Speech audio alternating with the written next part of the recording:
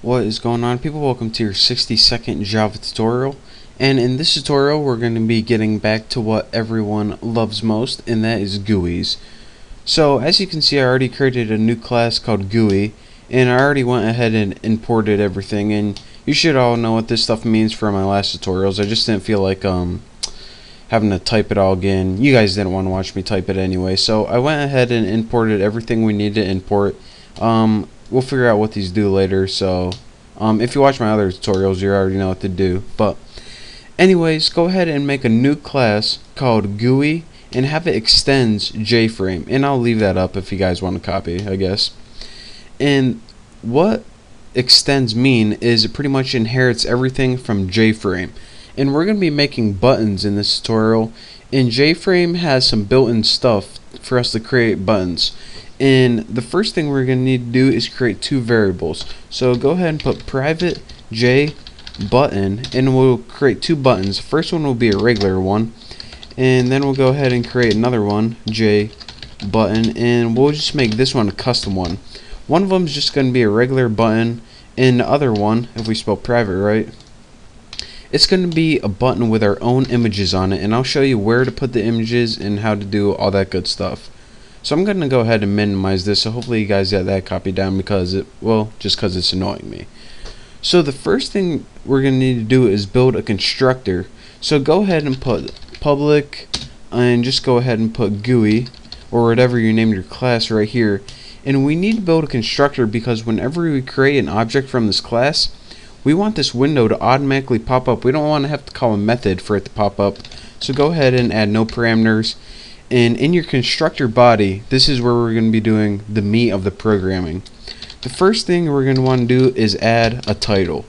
Now this super right here, this super keyword is how you call methods from the super class. So since we're extending JFrame, it is the JFrame constructor. So go ahead, and the constructor for the JFrame is pretty much the title. So go ahead and write the title.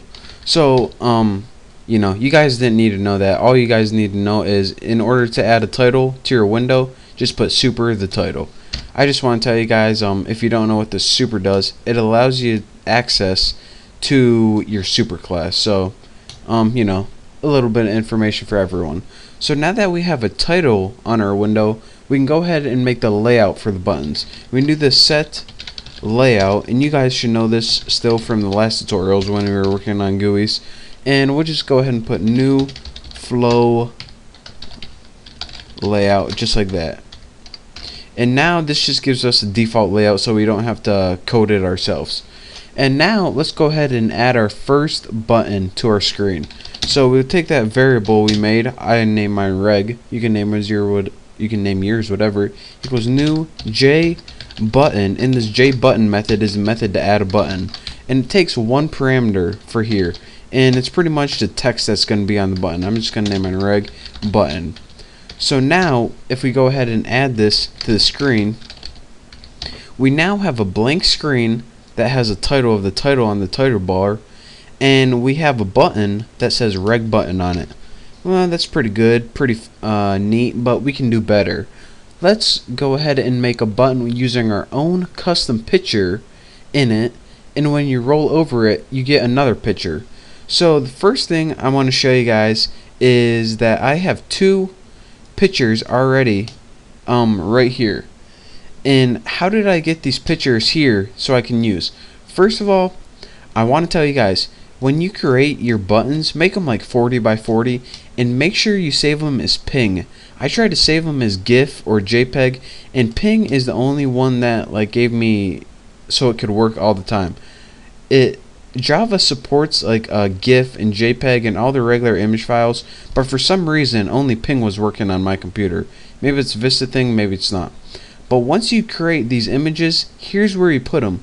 Go ahead to my computer, and you need to find the files you're working on, these class files.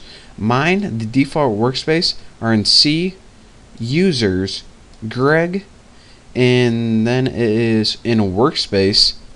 And go ahead and go to, let's see, mine is in Bucky, source, and then this is where all your class files are, like apples, that GUI one we just created.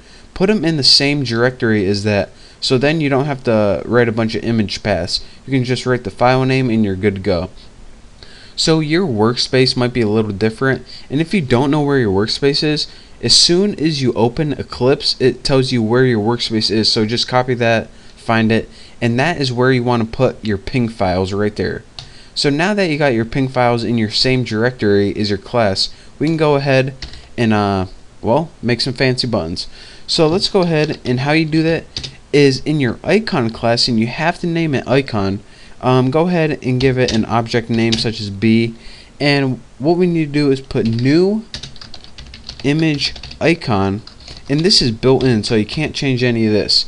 Let's go ahead and put get class, which is this class, and then put get resource, and this resource is going to be the file, and the resource is going to be, well, I named mine b.ping.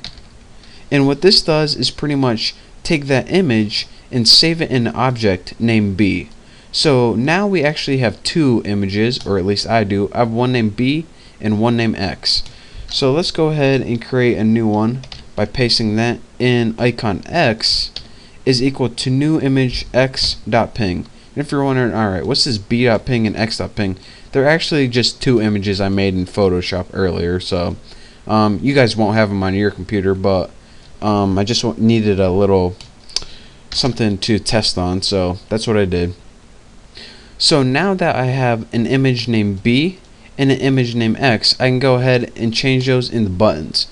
So what I'm gonna do is take that custom button, remember I named it custom out here, and do custom, and for the value I'm gonna set it equal to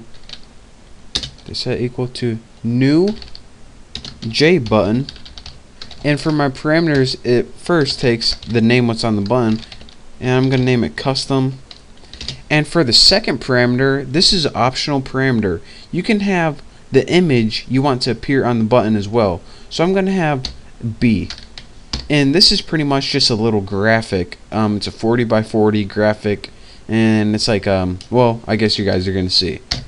And another cool thing that we can do with it, if you said, alright, on the button we just created, there's an image. Okay, I got that, but what are you going to do with this X image right here? Well, that X image is going to be the rollover for it. So whenever we want to create a rollover, what we do is type the name of that button right there, and you need to put set rollover icon right there. Actually, set rollover, I selected the wrong one. Embarrassing. And the argument for this is, of course, the image you want to roll over. And now let's just add the custom button to the screen. So now we got two buttons on the screen right here. We have a regular button and we have a custom button.